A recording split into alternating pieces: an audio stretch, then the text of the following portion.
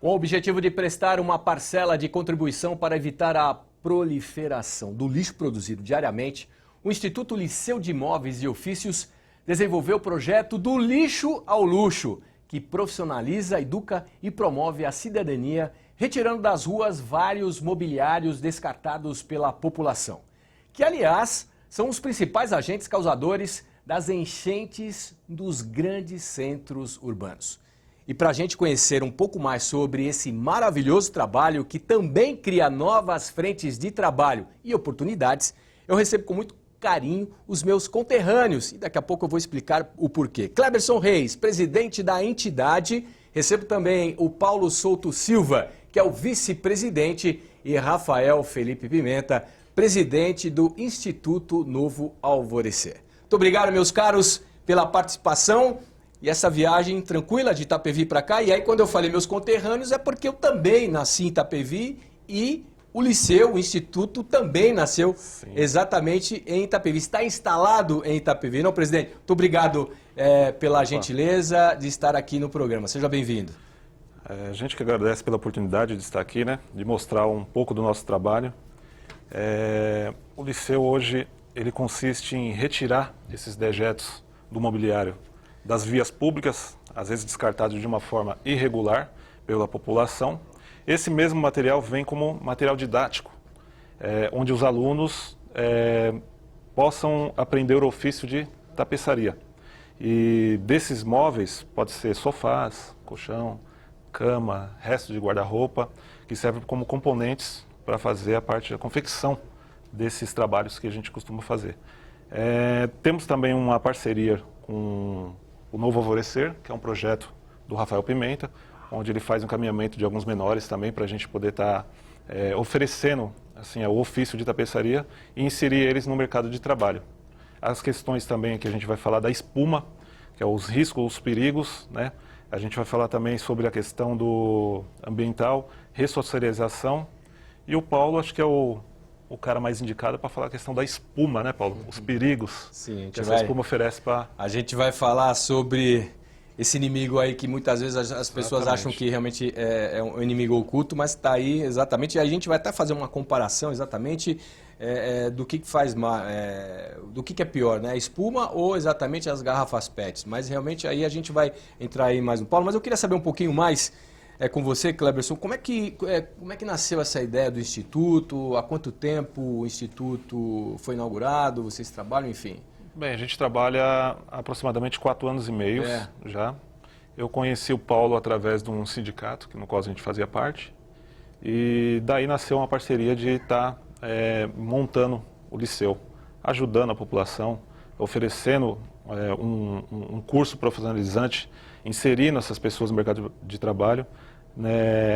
É muito gratificante para a gente poder ver que aquele menor, às vezes, que saiu da Fundação Casa, que não tem nenhuma direção em si, e a gente possa estar oferecendo essa direção para eles. Quer ter um curso, quer ter um emprego, que o aluno, quando ele é inserido no curso, mais ou menos uns 6 meses ele já está apto a ingressar no mercado de trabalho, onde a gente costuma indicar para as tapeçarias, empresas que peguem esse aluno e consigam inserir eles vamos dizer assim, mercado de trabalho. Exatamente isso. Bacana. Aliás, por falar em mercado de trabalho, sua profissão qual é? Eu trabalho com lanches, eu sou empresário. Lanches? Exatamente isso. Que barato, não dá para reciclar o lanche, né? Só o saquinho, né? Não saquinho. Agora, mas como é que surgiu essa ideia? A partir de que ponto? O que te motivou? Porque o sindicato que a gente fazia parte, ele é também de tapeceiros em si, né? E quando o Paulo me mostrou o projeto em si, eu praticamente me apaixonei.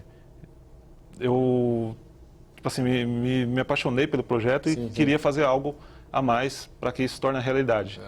E foi o que a gente fez. A gente montou essa parceria e estamos, acho que na 20ª turma. A gente já formou 20ª turma, né, Paulo? Foi a 20ª turma. Vamos falar sobre os alunos. Agora, pelo que eu estou sentindo, o Paulo foi o idealizador desse processo todo, Paulo, é isso? É exatamente isso, Marcos. Seja bem-vindo, Paulo. Obrigado. Conterrâneo. Conterrâneo. Aliás, deixa eu fazer uma pergunta. Vocês estão... onde que o Liceu está em Itapevi, exatamente? Na Vila Nova Itapevi. Vila Nova. Entre a Câmara Municipal e o Hospital Geral. Tá, só para a população, avenida. né? Para quem o nosso telespectador que está não só no estado de São Paulo, mas também no Brasil todo, né? Itapevi é uma cidade, fica muito próxima à região de Barueri, Cotia, São Roque. É uma cidade importante aqui da Grande São Paulo, né? E que virou até, inclusive, uma cidade meio que dormitório, porque é uma cidade que cresceu bastante e existem muitas indústrias ao redor. Sim. E propriamente Itapevi também, que virou um município uma característica, importante, né? Do setor da indústria, né? Sim, como um todo, sim. né? É uma característica do município. Hoje ele já deixou de ser um pouco dormitório. Sim. A economia Ela local... deixou, a economia cresceu bastante. A economia cresceu Aliás, bastante. um adendo aqui, meu diretor está me lembrando, e é verdade, o ex-deputado aqui estadual, João Caramês, que foi prefeito, inclusive, de Itapevi, esteve com a gente até o último mandato aí, 2018, e que realmente representou muito bem a cidade de Itapevi, o município de Itapevi. E representa até hoje, João hoje, Caramês, né? Um grande amigo, um Sim. grande parceiro do Liceu. Incentivador, né? Incentivador, muito Verdade. incentivador, muito incentivador. E aí, você estava me contando que nasceu filho. Como é que foi? Assim, nós éramos do Sindicato Nacional dos Tapeceiros, um sindicato patronal. Você é da área? Você trabalha Sim, nessa... sim. Qual é a sua profissão? Eu dou aula de tapeçaria. Que bacana, bacana. E eu fui presidente desse sindicato, Sim. até porque a profissão não tinha regulamentação Tá. e faltava literatura. Não tinha literatura para poder aprovar a regulamentação. Então nós desenvolvemos a literatura do curso de tapeçaria profissionalizante, registramos ela na Biblioteca Nacional e juntamos com o nosso pedido de regulamentação e encaminhamos para Brasília. E depois de quase 3 anos, né, presidente? Quase 3 anos nós conseguimos aprovar e regulamentar a profissão. Porque até então o tapeceiro ele era colocado como artesanato, como artesão. Tá. Ele não tinha um CNAE, ele não tinha um número, um cadastro do INSS. E quando nós fizemos isso, terminou a nossa missão no sindicato. Aí nós não concorremos mais, a nova diretoria assumiu e toca o barco até hoje. Nos sobrou o material didático que nós desenvolvemos para poder aprovar a regulamentação da profissão. Tá. Foi quando eu convidei o Cleberson. Falei, companheiro, vamos fazer o seguinte, companheiro, sem alusão. Por que a gente não desenvolve uma escola de tapeçaria? Porque a última escola que deu o curso efetivamente de tapeçaria foi o Liceu de Artes e Ofícios do Estado de São Paulo. Então, há mais de 3 décadas que não se ministrava mais esse curso. Então, a gente sentou, conseguimos um espaço, né, de cunho próprio. O Cleberson, empresário de lanches, e foi o grande responsável pelo fomento do piloto, né, é verdade seja dita. E nós começamos a trazer esses alunos e fomos descobrindo outros nichos. Quais seriam esses outros nichos? A gente não tinha como comprar material para ensinar os alunos. E os alunos também não tinham recurso para poder pagar. Então a gente começou a recolher na rua.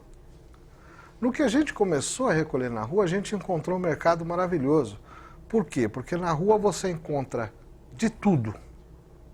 Quase tudo é comercializável, menos espuma, madeira, tecido, nada disso é comercializável, não tem comércio. Os demais materiais, metais, isso, cobre, tudo isso é comercializável, sim. Inclusive o PET, né? Inclusive o plástico. E o dejeto do mobiliário não. E então a gente tinha fartura desse material para trazer para a sede do Liceu. E o material é muito valioso, né? Sim, sim, o material é muito valioso. E aí você vai falar um pouco sobre sim. A validade desses materiais e como que vocês acabam transformando esses materiais. A gente tem um vídeo daqui a pouco que a gente vai apresentar e eu quero que você fale exatamente em cima como é que é feito esse trabalho na prática mesmo e como que é o dia a dia, né? Como é que vocês saem para recolher esses materiais, porque realmente é É um garimpo. É um garimpo, É um né? garimpo. É um garimpo. Quer dizer, e depois a gente vai falar no segundo bloco, né, que foi lançado aqui há uns dias, a Frente Parlamentar, né, que vocês tiveram Extrema importância para todo o país. presentes, né, em defesa da cadeia produtiva da reciclagem. Não deixa de ser catador, na verdade, na concepção da palavra, né?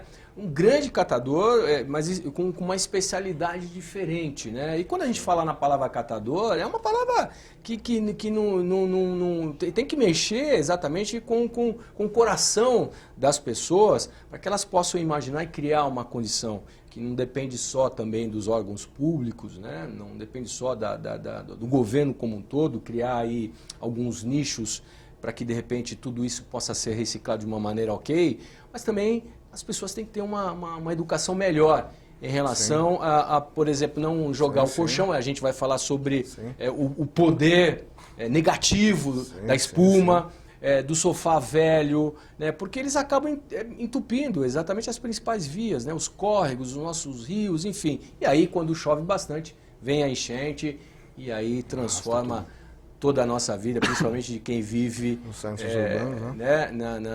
nas grandes cidades. Mas eu quero falar aqui com o Rafael Felipe Pimenta, que é o presidente do Instituto Novo Alvorecer. Muito obrigado pela gentileza. E que instituto maravilhoso o seu. A gente estava conversando aí nos bastidores, na coxia, como a gente diz. Exato. E você estava me falando um pouco sobre esse trabalho também de garimpo, né? De garimpo de alma.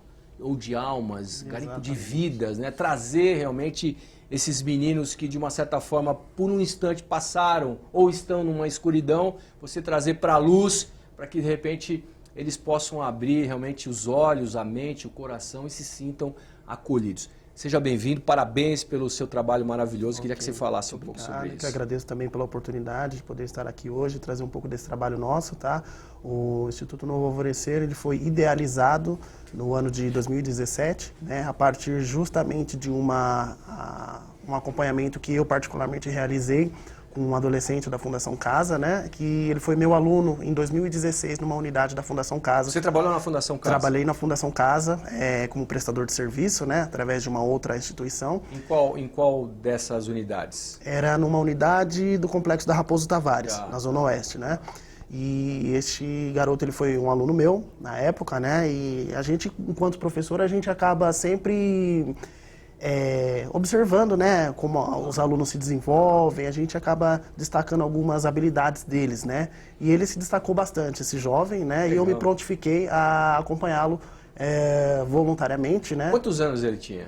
Na época ele tinha 17. 17 anos, né? Isso. E aí ele se desenvolveu bastante neste curso, tudo.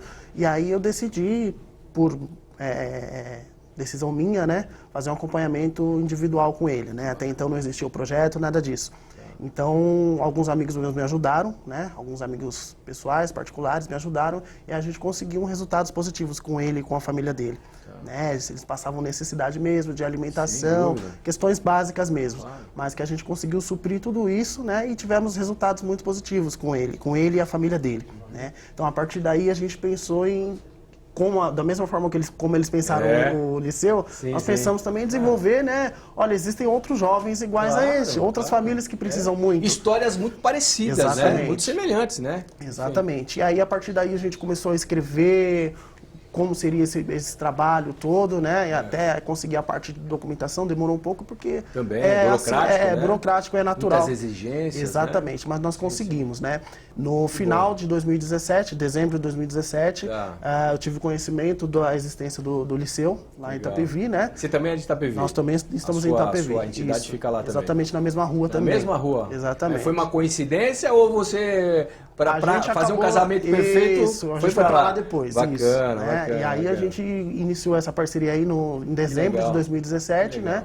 E fazendo esse garimpo aí dos jovens, né? Como é que é feito, Rafael? Como é que é feito esse garimpo? Então, quer dizer, você também já teve uma expertise exatamente de trabalhar diretamente. Quando você dava aula do que para os meninos? Eram cursos profissionalizantes, né? Eu particularmente, dava cursos na área de administração, logística, Você continua ou em função do Instituto você teve que... Em função do Instituto eu acabei saindo. Te ocupa muito, né? Exatamente. Tá. Então, como que é feito esse garimpo? Desde o início até você realmente... Hoje a gente faz esse garimpo Legal. palestras, palestras e oficinas dentro de algumas unidades da Fundação Casa, né? São palestras e oficinas esporádicas, né? E a ideia dessas palestras e oficinas, a gente ter o mínimo de vínculo com esses adolescentes, né? Para que eles possam ter esse interesse, alguns que têm o interesse de ter uma vida diferente. Acredito que alguns são mais abertos, outros mais fechados para isso, né? Exatamente. Alguns não vão aderir naquele primeiro momento, mas vão repensar Fazer e vão um aderir trabalho. depois. A gente sempre acaba tocando Amolecendo o coração, deles, né? exatamente. Às vezes demora um pouco mais. Então a gente faz toda uma seleção ainda dentro da internação na Fundação Casa, né? Ou os jovens podem procurar por nós também quando eles saem da internação. Né? E aí a gente faz o encaminhamento deles. Antes de fazer o encaminhamento para o liceu, tem toda uma visita que a gente faz na residência para saber quem é a mãe, quem é o pai, qual é a dinâmica familiar que acontece, porque a gente precisa suprir, na verdade, todas as necessidades da família. Claro. Né? Não adianta você tratar só do garoto. Exatamente. Sendo que a família também passa por necessidades. Exatamente, né? porque ele sai dessa internação na Fundação Casa e ele vai voltar para o mesmo núcleo familiar. Então os problemas... Para o mesmo ambiente, o mesmo ambiente. Então os problemas ali serão os mesmos. Os mesmos, né? Então a gente precisa articular toda a família para que ele consiga se desenvolver, né? E ele sentir que está tudo correndo bem com ele e a família e ele se desenvolver melhor. Aí quando a gente tiver todo esse aparato aí de informações da família, da mãe, o pai, como que é a dinâmica familiar, aí a gente vai elaborando um plano de trabalho. E em cima desse plano de trabalho já entra o liceu. Então daqui a pouco você vai falar sobre esse plano de trabalho e como é que você alimenta no bom sentido. Eu não sei se de repente vocês também acabam dando realmente alimento, porque eu imagino que muitas vezes essas famílias acabam passando fome, mas quando eu falo no aspecto alimentar a alma, né? De passar essa tranquilidade para o jovem. Olha, sua família está legal, sua família não está mais passando por problemas. Vamos encarar essa nova realidade, vamos se profissionalizar e a partir daí, você com uma nova perspectiva, né? Uma nova mudança na sua vida, você vai poder exatamente resgatar tua família também e poder contribuir financeiramente para o bem-estar delas, né? A gente vai falar um pouquinho mais. A gente tem um vídeo, presidente, exatamente que vocês nos cedeu aí, exatamente. É um vídeo que, algumas fotografias, alguns slides, eu queria que vocês fossem comentando exatamente sobre essas fotos, que retrata exatamente aqui do lixo ao luxo, que é esse projeto aí pelo Liceu de Móveis e Ofício. Quem fala sobre tudo isso aí? Bom, essas imagens que estão passando, curiosamente, foi uma poltrona, uma Bergère provençal de cerca de 100 anos que nós encontramos no lixo. 100 anos? E fizemos o restauro da madeira dela, hidratamos, polimos e... Olha, como você pode ver os detalhes, restauramos como era feito há 100 anos atrás. Isso foi uma aula de restauro e tapeçaria de ofício, né? Que é aquela tapeçaria que a gente vê nos filmes, né? E você vê que os meninos que tocaram absolutamente tudo. E aos poucos você vai vendo o nível que ela vai... Como é que, eu tenho uma coisa, como é que é o nome desse detalhe? Capitonês. Capitonês. Eu tentei fazer isso numa poltrona de casa, não deu muito certo. Capitonês. Capitonês. Então você vê todas as taxinhas colocadas uma a uma. E essa poltrona foi achada onde exatamente? Ela foi achada no córrego da Avenida Leda Pantalena, lá embaixo, perto da estação Santa Rita do trem. Tudo isso em Itapevi. O curioso dessa poltrona aí é que esses alunos que apareceram fazendo ela, eles gostaram tanto do resultado que eles tiveram, que eles presentearam o prefeito de Itapevi com essa poltrona. O atual prefeito. Igor Soares. Que é um prefeito novo e realmente tem desenvolvido um grande trabalho lá, né? O Igor Soares. Igor Soares. Eles fizeram questão de presentear o prefeito com essa poltrona, de tão orgulhosos que eles ficaram do resultado que eles tiveram das aulas. Que legal. Agora, por exemplo assim, bom, foi achada naquele estado deplorável, né? Sim, do começo do vídeo. Agora, olha só, dá uma olhada nessa foto, o depois.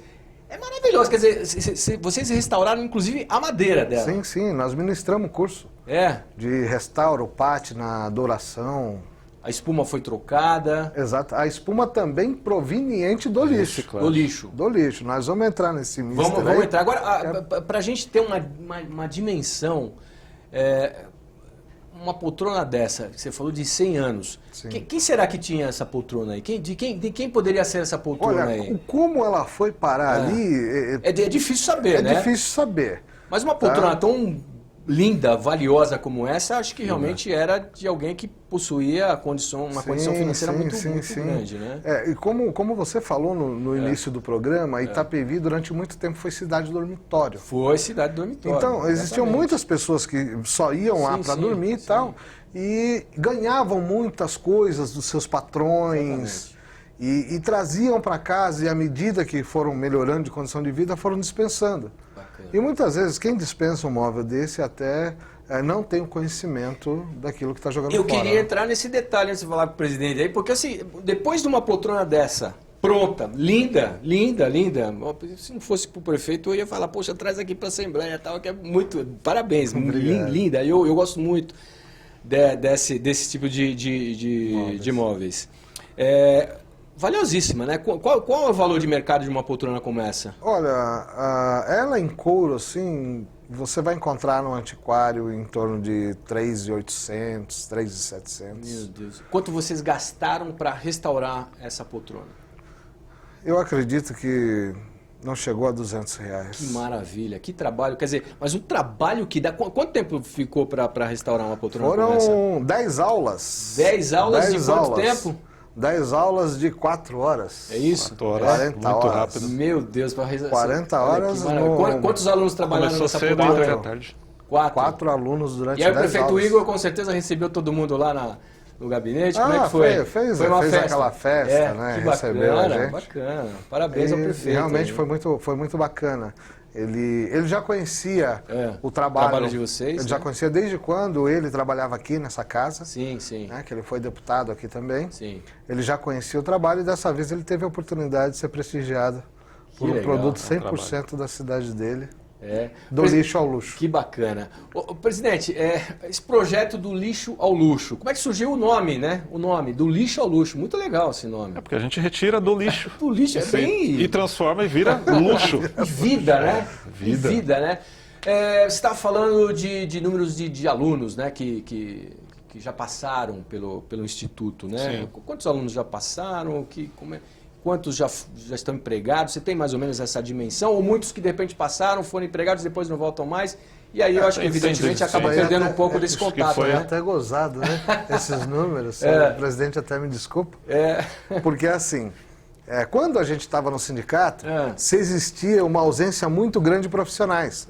Porque não se existia um lugar que ensinasse. Então, você vê, hoje, atualmente, pelos números do sindicato, nós temos quase 400 vagas abertas. Para tapeceiro. É mesmo? E a gente está falando de Estado de São Paulo? Estado de São Paulo. Estado de São Paulo. Estado de São Paulo. Que bacana, hein? E assim, o piso dessa profissão é R$3.000. R$3.000, porque é uma arte, né? Exato. O nível máximo, que é o nível 3, é o nível que você faz isso, o restauro, reconstrói a poltrona, ele atinge o salário aí de R$6.800, R$7.000. Que maravilha, que maravilha. Presidente, e os números? Quem procura esse serviço está procurando uma coisa customizada. Então, às vezes, tem até uma condição financeira boa para poder estar pagando pelo serviço do tapeceiro. Que é uma coisa do seu jeito. Às vezes você escolhe o tecido, você escolhe o couro. E isso influencia na questão do preço final também. Né? Que é a questão do fomento. Do fomento. Do Instituto. Exatamente. A gente mantém o Instituto com o que eles produzem. E é colocado na frente, no bazar. Tá. Vocês fazem bazar lá no Instituto, é isso? O bazar é permanente. Permanente? Permanente. Que bacana. Porque diariamente se é produzido. Eles aprendem na prática. Tá. Você imagina a gente tirar o sofá hoje ali da rua e depois da manhã ele está na frente do liceu pronto para ser vendido, para ser usado, com 1 ano de garantia. Isso, um ano de garantia. Isso é o principal. Hein? Isso mostra que o nosso projeto é autossustentável, né? Sim, total, né? Exatamente. A gente mantém o projeto, né? Claro que, né, Paulo, se a gente tivesse uma condição melhor, um apoio melhor, a gente levaria para mais gente também, né? Para outros lugares, outras cidades. Nós temos capacidade hoje de ter 30 alunos por turma. 30 alunos. E como é que são divididos esses cursos? Os cursos são diários, enfim? Diários. Segunda a sexta. Segunda a sexta. Período da manhã, das 7 ao meio-dia. Período da tarde, das 13 às 17. Eu estava lendo aqui que vocês fazem, vocês dão um curso lá de tapeceiro, restaurador de imóveis e estruturação, né? Sim. A estruturação... Como é que é subdividido isso? É porque, assim, a gente tinha que ter uma utilidade, né, presidente? Com os guarda-roupa que estavam na rua, com os gabinetes de pia... Armário. Armário, coisa que a gente não sabia nem de identificar o que tinha sido, mas identificava o componente. Então, nós começamos a ensinar eles a construir os móveis. Do zero. Do zero. Do nada. A gente pegar o pallet que está na rua, levar para lá a cama velha, as barras da cama, vira o patamar Porta de do sofá. guarda-roupa, vira componente. Vocês têm ideia de quantos vocês já retiraram lá da cidade de Itapevi, no município? Sofá, acredito que seja mais ou menos uns 2.000 sofás. 2.000 sofás? Dois Jogos. conjuntos. Conjunto, 2 e 3 Jogos. lugares. Colchões é o que, uns 1.300, mais ou menos? Cerca de Uns 1.300 colchão. 1.300. Colchões. Meu Deus do céu. E volume A cúbico prefeitura de agradece, né? Porque... Volume de metros cúbicos, nós tiramos cerca de guarda-roupa, resto de 150 armário. metros cúbicos Rapaz, é de muita guarda-roupa. coisa. E tudo isso processado, devolvido para a população em forma de estofado. E aí eles voltam em forma de bazar, né? E aí vocês respiram um pouco mais à medida que vocês vão vendendo, logicamente... Às esse vezes, recurso para a entra, gente né? até inibir esse descarte de sofá, a gente oferece também para o comprador em si, né, que viu o nosso trabalho ali, ele pegar o sofá velho dele e oferecer como parte de pagamento também, como moeda de troca. E a gente acaba dando um desconto ali para ele, né, para ele poder estar adquirindo uma peça nova. E isso... Para evitar de jogar na rua, né? Exatamente isso. Inibe ele de jogar, descartar de novo na rua. E a gente está dando o sofá para ele. Ele vai Claro. descartar de novo na rua? Claro. Eu estava falando em relação a isso aqui, eu estava procurando aqui nas minhas marcações, eu falei assim, vocês retiraram muito lixo da rua, né? Muito. Sim. Muito lixo. E aí eu falei assim, realmente a prefeitura agradece, porque o orçamento de um estado para combater exatamente as enchentes e que aí quem joga esse sofá, quem joga uma poltrona, quem joga o guarda-roupa, um colchão, é aquele negócio, vai para os rios e vai encher, e aí Você as imagina o enchentes... custo dessa operação de uma máquina para retirar isso do rio, pessoas... Transtorno, né? Transtorno. Exatamente. Né? Você vê, tivemos que- uma queda no orçamento do Estado de São Paulo, que a Lei Orçamentária Anual de 2019 foi aprovada aqui na Casa pela Assembleia no fim do ano passado, em relação a este ano que nós estamos vivendo. 760 milhões para o governo investir em ações de prevenção a enchentes. Esse valor é 24% inferior ao orçamento previsto em 2018, que era de 1 bilhão. Então, quer dizer, eu acho que isso é bacana e aí a gente vai para um rápido intervalo. Quando eu voltar, a gente vai falar exatamente sobre esse investimento, sobre esse apoio, né, que vocês estão tendo. E eu quero saber exatamente a opinião de vocês sobre novas políticas públicas, exatamente para que a gente possa ter mais investimentos e mais ideias criativas como a de vocês. E eu quero falar com você também sobre a perspectiva dos meninos, se eles estão encantados, número de trabalhos, das frentes, enfim. A gente vai para um rápido intervalo e voltamos já já com o nosso terceiro setor. Não sai daí.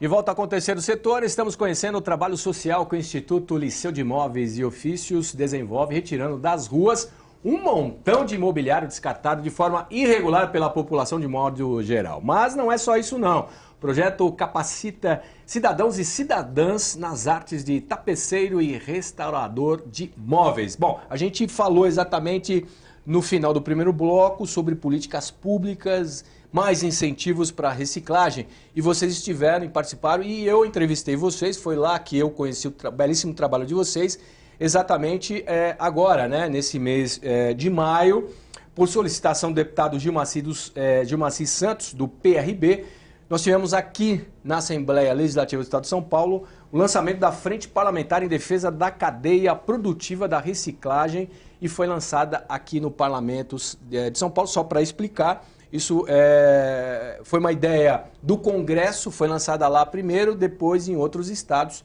e neste mês de maio foi lançada aqui em São Paulo, e a gente vai acompanhar essa matéria para que a gente possa ter uma ideia em relação a esse tema bem legal. Acompanha. Sabe quando um filme da vida passa pela nossa cabeça em determinados momentos da vida? Pois é, toda essa emoção aí é de quem um dia, antes de se tornar parlamentar, viveu todas as dificuldades de um catador de lixo. Tive a oportunidade de mudar de ramo, porém, é impossível você viver na reciclagem, a reciclagem jamais sai, porque isso vira cultura.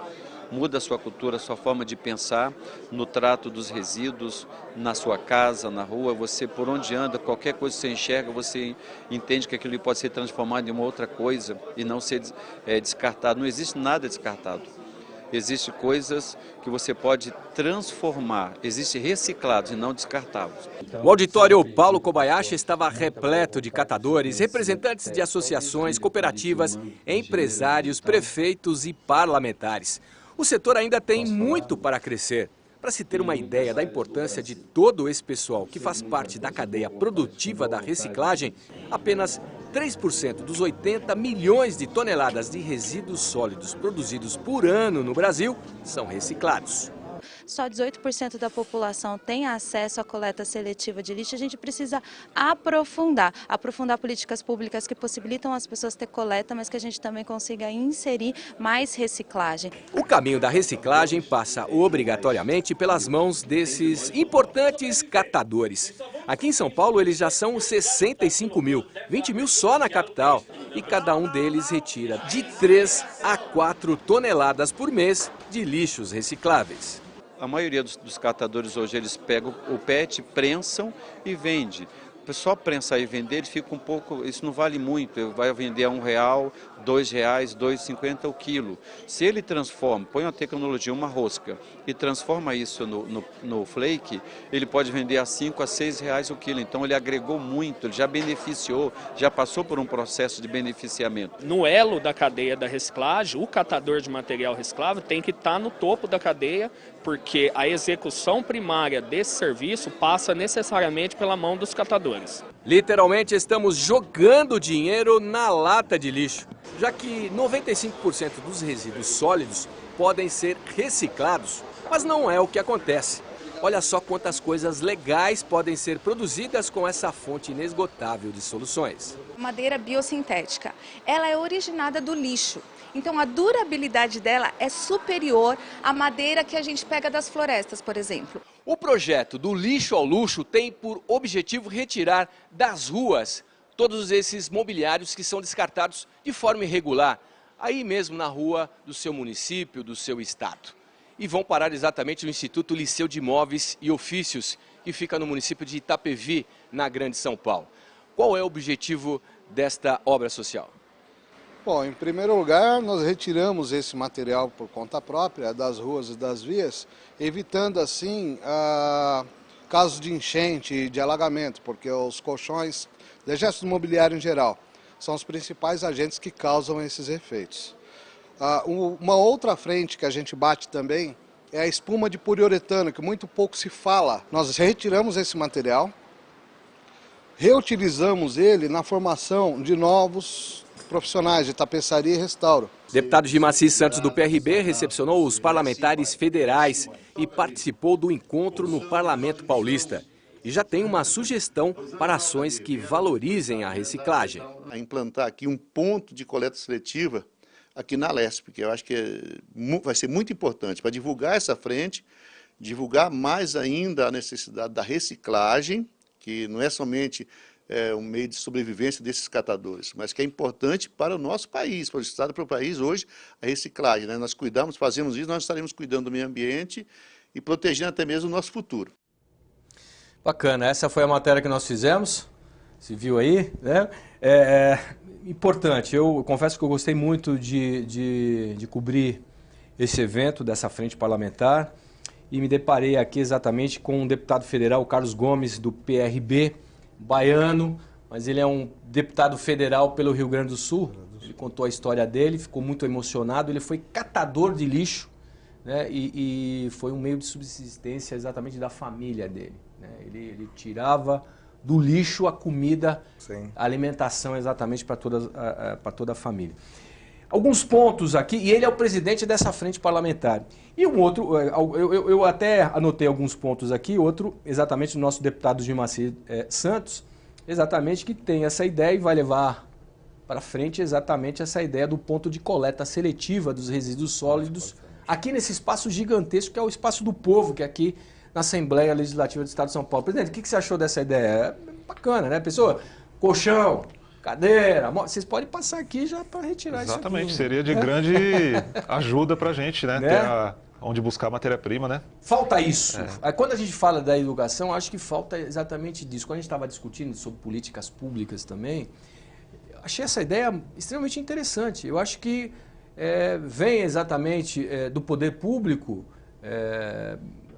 a materialização das ideias. As ideias podem ser de qualquer um de nós, mas a materialização, falar, ó, a partir de agora, este aqui é um ponto, no Ibirapuera ali é outro, enfim.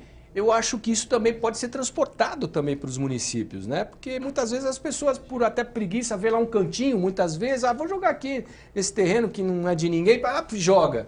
Se elas souberem, se tiver, de repente, um trabalho de reciclagem com um pouco mais de efetividade, caminhão, recolhendo essa coisa, acho que talvez fique um pouco melhor. O que vocês pensam sobre isso aí?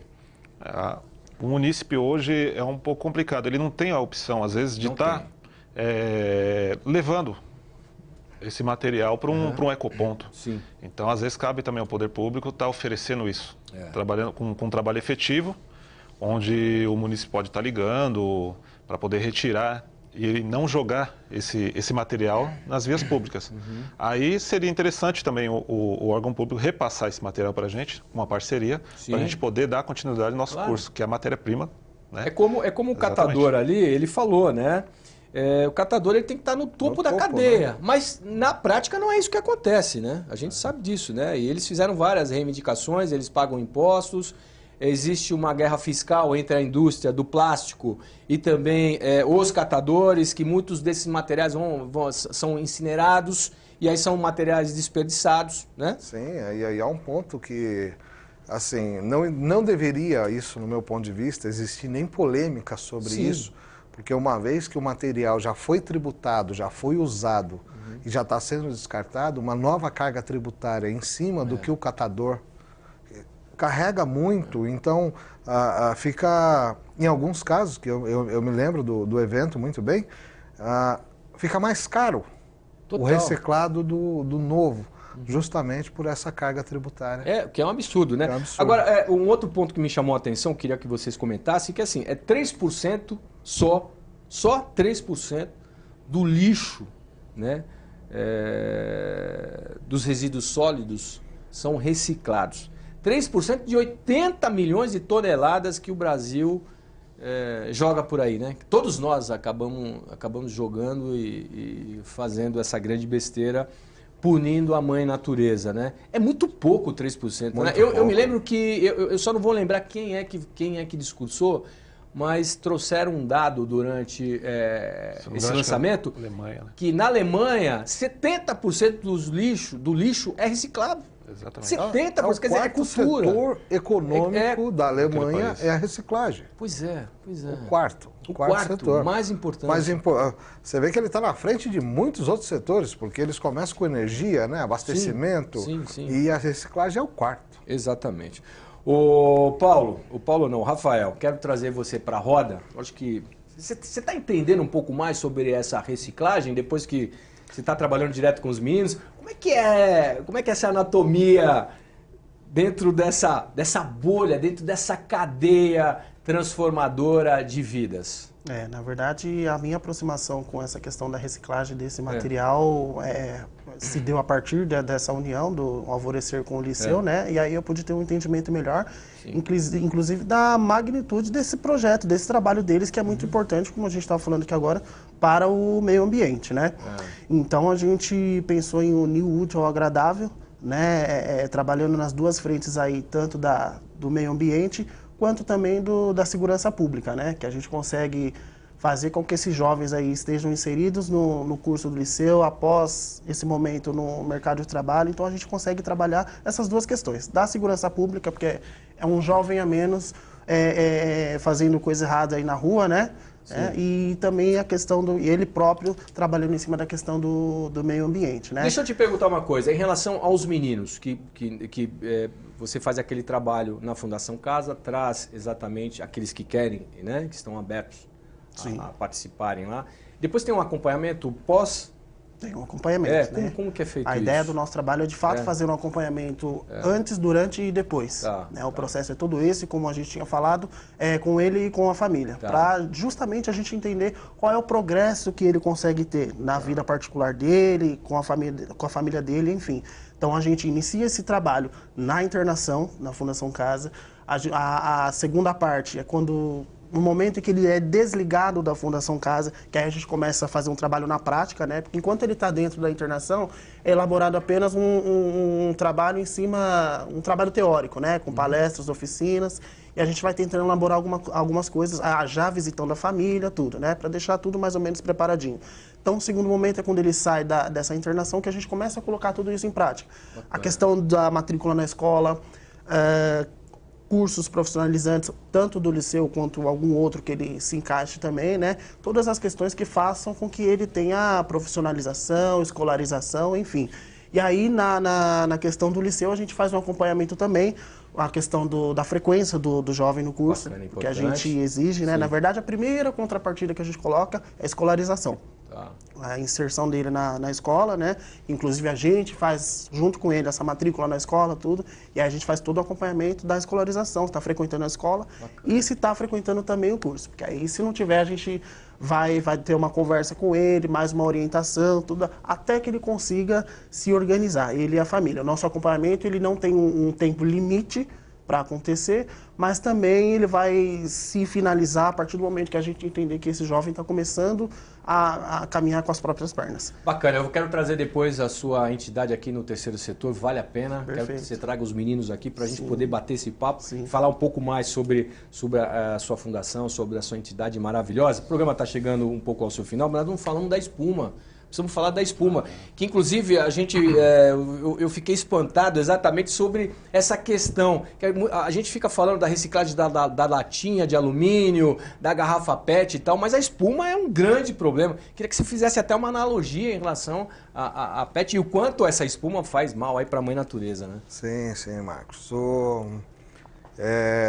Esse foi o motivo da gente estar no evento da Frente Parlamentar. E aproveitando aqui para parabenizar os deputados, o Carlos Gomes, autoridade em reciclagem, o deputado Vinícius Carvalho que nos trouxe, Sim. a Gilmaci que cedeu. E foi justamente por esse aspecto, a espuma de poliuretano. Essa espuma que a gente tem nos estofados, que a gente tem na ombreira do terno, no bojo do sutiã. Tá sentado aqui. Essa espuma, ela é um plástico, e isso não se fala. Ela é um plástico que sofre um processo de expansão, ela é aditivada com N produtos para dar a flexibilidade dela, deixar ela fofinha, só que isso impossibilita esse plástico de ser reciclado. A espuma de poliuretano é irreciclável. Porém, se você tentar aquecer, extrusar ela como PET, como a sacolinha, ela vira uma larva. E no que ela vira uma larva, a fumaça dela é uma fumaça tóxica, um gás mortal que todos conhecem, que é o cianeto. Ele é um tipo de cianeto, tá? A incineração da espuma de poliuretano. E para você ter ideia, a inalação desse gás, ele leva 10 segundos para desoxigenar o cérebro. E 4 minutos para fibrar um pulmão. Então, é comum a gente escutar casos assim, a casa daquela família pegou fogo, estavam todos dormindo e morreram incinerados. Por né? isso, é um perigo. Deixa eu só fazer uma questão com você. Aquela analogia que você fez, por exemplo, um colchão de casal encontrado na rua faz tão mal quanto as garrafas PET, só para a gente ter essa Assim, a essa quantidade de plástico que existe num colchão de casal, ela se refere a no mínimo, depende da qualidade do colchão, mas um colchão ruim, um colchão menos denso, 600 garrafas PET. É um absurdo. Uma outra questão, a última, prometo. qual seria o mais viável agora? O que nós poderíamos substituir, por exemplo, essa espuma que é um plástico? Ela não precisa ser substituída, Não ela precisa. pode ser reutilizada. Reutilizada, ótimo. Reutilizada. Bacana. Como que ela pode ser reutilizada? Ela é passiva de higienização. Tá. Eu te uso o exemplo até que você faz na sua casa. Quando você lava a sua louça, é uma espuma de poliuretano. Sem dúvida. Você higieniza ela, coloca ela lá no cantinho da pia e ela está para a próxima. Claro. Tá? Então, ela é passiva de higienização. Um colchão a gente consegue transformar em assento de cadeira, a gente consegue transformar em almofada de sofá, a gente consegue transformar no que for necessário, inclusive travesseiros, puffs, materiais totalmente comercializáveis. A espuma de poliuretano é 100% reutilizável. Paulo, obrigado pela sua presença. Eu que agradeço. Presidente, como última pergunta, se alguém lá de Itapevi, na região, quiser reciclar lá um sofá, uma cadeira, alguma coisa e retornar para casa, ok? Tudo bem? Pode ir lá? Opa, Como com que é? certeza. Estão abertos a isso? Só ligar pra gente, né? Bacana. Pode deixar o telefone aqui? Pode deixar o telefone. Paulo, por favor. A gente atende pelo WhatsApp. Sim. É o 95731-4831 São Paulo. E vocês também estão nas mídias sociais, sem problema Sim, nenhum, sim, né? sim. Instituto Liceu de Imóveis e Ofícios Ofícios de Itapevi. Itapevi. Paulo, muito obrigado. Cleberson, sucesso, parabéns, exatamente. Deixar aqui Pois não. um comunicado para a população. Não jogue lixo em vias públicas. Pois é. Porque, O pessoal de Itapevi, da região lá, pode... Só uns 30 segundinhos, porque às vezes assim, a pessoa não consegue fazer Sim. muita conexão. Mas é que um colchão de berço, vamos pegar que é o menor dos colchões, se ele é depositado na calçada e chove, num primeiro momento, Marco, ele vai flutuar um barquinho até bonitinho. Quando ele submergir, ele vai pesar 50 quilos. 50 quilos. Flexíveis. Sim. Então ele vai embolar no córrego até chegar na galeria. Sim. Chegou na galeria... Travou. Então a gente chega à conclusão que, muitas vezes, inconscientemente, o camarada que coloca um colchão na via pública pode ser o responsável pela enchente do bairro todo. Conscientização. Rafael, grande abraço. Exatamente. Prometo trazer aqui Muito você, obrigado. seus meninos. Vamos falar muito mais do seu projeto maravilhoso. Parabéns. Obrigado. Muito obrigado você também que nos acompanhou até esse exato momento. Muito obrigado pelo seu carinho, pela sua importante audiência. Se você quiser rever este programa, é só acessar o nosso canal no YouTube. Muito obrigado mais uma vez. Fiquem todos com Deus e até o próximo programa. Tchau.